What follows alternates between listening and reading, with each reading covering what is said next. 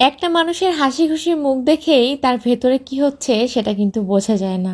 এই হাসি খুশি মুখের আড়ালেও অনেক অজানা গল্প থাকে, যে গল্পগুলো কখনো কারোর সাথে শেয়ার করা যায় না। কারণ আমরা অনেক বেশি নাটক করতে জানি। ব্যক্তিগত জীবনে আমরা যত নাটক করি সেটা যদি মিডিয়াতে করতাম তাহলে অনেক বেশি শাইন করতাম। আমার যখন অনেক বেশি মন খারাপ থাকে, আমার কিছুই ভালো লাগে না, তখন আমি সাজতে বসি। সাজুগুজু করে নিজেকে দেখতে আমার বড্ড বেশি ভালো লাগে। বলতে পারেন মানসিক শান্তি আসে। অনেক দিন ধরে বাসা থেকে বের হওয়া হয় না, কোথাও বের হই না, কোথাও কারো বাসায় যায়ও না। পুরো বিকেল জুড়ে বসেছিলাম চুপচাপ করে, কিছু ভাল লাগছিল না, তাই ভাবলাম যে একটু সাজুগুজু করি আর পাশের বাসা থেকে ঘুরে আসি। সাজুগুজু করলে তো মন ভালো লাগবেই, আর সাথে পাশের বাসায় গেলে অনেক গল্প আড্ডা হবে, তাহলে আরো বেশি ভালো লাগবে। রেডি টেডি তো হয়েছি, আর পাশের বাসায় গিয়েও ছিলাম, যে অনেকক্ষণ গল্প করেছি, নাস্তা করেছি, তারপর বাসায় এসেছি। আর বাসায় এসে দেখি আবরিজ আর আবরিজের বাবা কেউই কিছু খায়নি, কারণ আমি বাসায় নেই, তাদের নাকি কিছুই খেতে ইচ্ছে করছিল না। আর আবরিজকে নিয়ে যায়নি বলে আবরিজও বড্ড বেশি রাগ করেছে, তো ভাবলাম যে ওদের জন্য একটু সুন্দর করে নাস্তা বানিয়ে দিই, তাহলে খুশি হয়ে যাবে।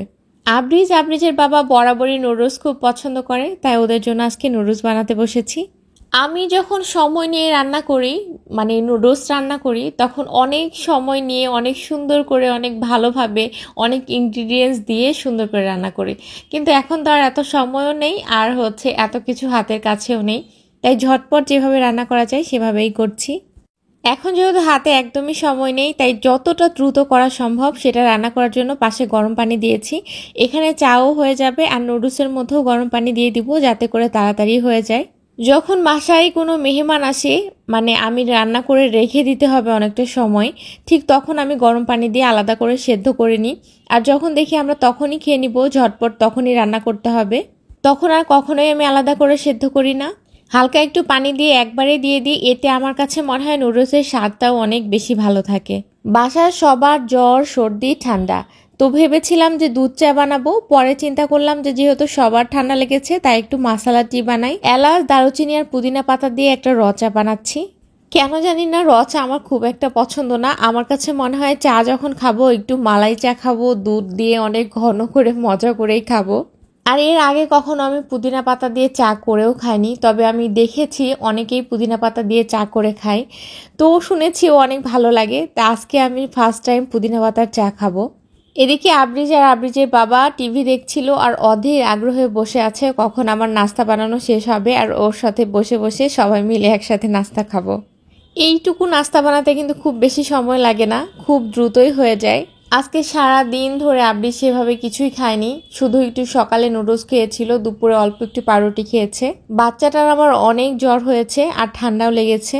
এমনি তেমন কিছু খায় না, প্রচুর পরিমাণে শুকনো আমার বাচ্চাটা, তার মধ্যে যদি জ্বর আসে তাহলে তো আর কোনো কথাই নেই।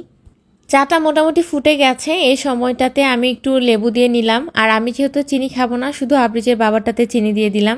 আবরিজ রং চা সেভাবে খায় না, আর আজকে যেহেতু এতগুলো মশলা দিয়েছি ও হয়তো খাবে না, এজন্য ওর জন্য বানানো হয়নি, আমার জন্য আর আবরিজের বাবার জন্যই বানিয়েছি। কিন্তু আমি তো ওর চা খাওয়া দেখে একদম অবাক হয়ে গেছি, ওর নাকি এতই ভালো লেগেছে। ফার্স্ট টাইম পুদিনা পাতার চা আমার কাছে সত্যিই ভীষণ ভালো লেগেছে, আর এইভাবে আমি বারবার চা বানিয়ে খাবো, কারণ এটা স্বাস্থ্যের জন্য অনেক ভালো, আর খেতেও কিন্তু ভীষণ মজা ছিল।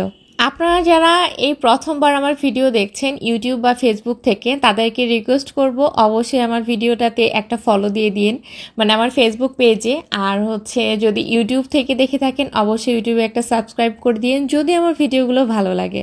একদিনের জ্বরে আমার বাচ্চাটা শুকিয়ে একদম কাঠ হয়ে গেছে। সারাদিন পর যখন একটু মজা করে খাচ্ছিল, তখন আমার কিন্তু ভীষণ শান্তি লাগছিল। খুব সিম্পল ভাবে রান্না করেছি, তারপরে নুডলসটা খেতে ভীষণ মজা হয়েছে। যদিও আমি নাস্তা করে এসেছি, তারপরে অনেকগুলো কাজ করেছি, আমার আবার ক্ষুধা পেয়েছে। ইদানিং আমি লক্ষ্য করছি আবরিজ হুট করেই অনেক বড় হয়ে গেছে। আগে সব কিছুতেই 2টা লাগতো, কিন্তু এখন আর 2টা দিয়ে হয় না, সব কিছুই 3টা লাগে। বাইরে যদি চা খেতে চাই তাহলে আবরিজের জন্য আলাদা একটা চা নিতে হয়, যদি হালিম খেতে চাই, ফুচকা খেতে চাই, সেটাও আবরিজের জন্য আলাদা একটা নিতে হয়।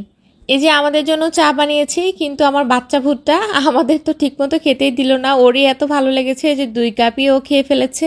আর চাটা এত মজা হয়েছিল যে আবার 2 কাপ চা বানিয়ে নিয়ে এসেছি, আর এখন বসে বসে আরাম করে খাচ্ছি।